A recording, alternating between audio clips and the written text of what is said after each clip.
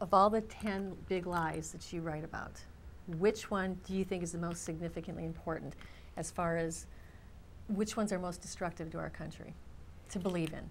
I'll tell you probably the last one that I write about. And that one it's is? most destructive because it's believed not just by liberals. See, this is not a liberals bad, conservatives good book. There are a lot of my conservative colleagues. I mean, I hosted nationally syndicated talk radio show. When talk radio hosts, conservative talk radio hosts write books, it's usually pretty ugly.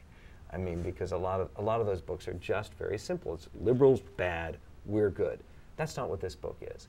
This book is America bashing bad, America good.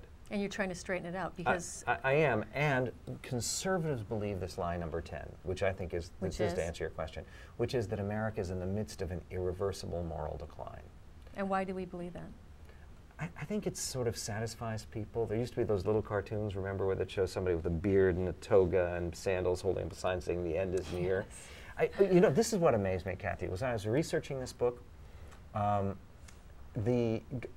all the way back to the beginnings of American civilization, people are predicting the end of American civilization. I have quotes from William Bradford, the governor of Plymouth Colony. That's the Pilgrims, right? 1645.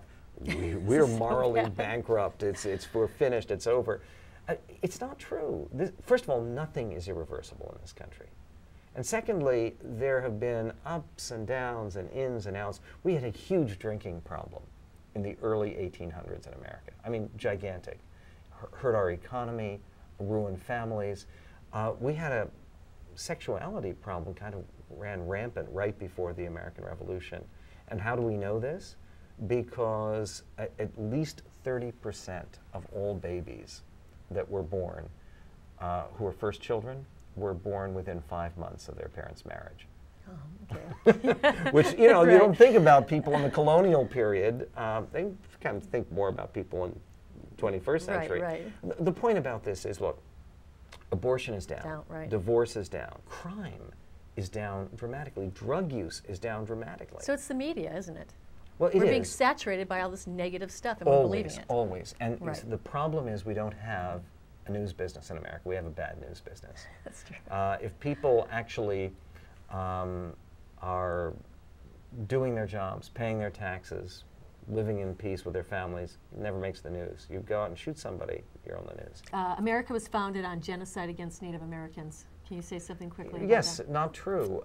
It doesn't mean that Native Americans were all treated well. They weren't. But there was never any plan for genocide. As a matter of fact, and this thing about smallpox blankets, I go into detail about it, it's nonsense. And it's disease, right? Disease and assimilation and intermarriage. You were saying before we started the show, and I didn't know this, that you were part Chippewa Indian. Look, that's very typical. There were more Indians lost their Indian identity to intermarriage. Tommy Lee Jones is Cherokee. James Earl Jones is Cherokee. Shania Twain. All of these people are part Indian. And that's part of what happened. And by the way, that's big lie number 4. We have never been a multicultural country. We are a unicultural country from many different places. Our national motto is not out of one many. It's out of many one, e pluribus unum. And what about slaves? Well, obviously, slavery was a crime everywhere, but America had no role in establishing slavery, and we had the leading role in abolishing it.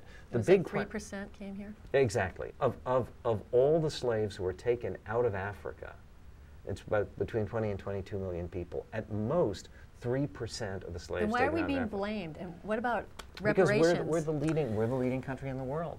When you are the top, most popular kid in school, they when you're the captain of the football team, and that's it. I mean, the envy toward America, and it's still there. It is. It's still there. And what's fascinating to me again is we sort of think about this financial crisis that we're in right now, that this is all us. It's not. The European powers and Russia, China, are suffering terrible financial crises at the same time, which, by the way, goes to the stupid point that what we need is more regulation. They have plenty of regulation and plenty of problems too. So is there somewhere people can meet you while you're here? There is indeed. Hawaii? I am going to be doing a talk, answering questions, taking challenges, and a book signing at Borders, 7 o'clock on Monday night, the 29th of December. And this is my last book signing for The 10 Big Lies About America Well, of 2008. Thank you for tuning in to another episode of Chatty Kathy. Aloha.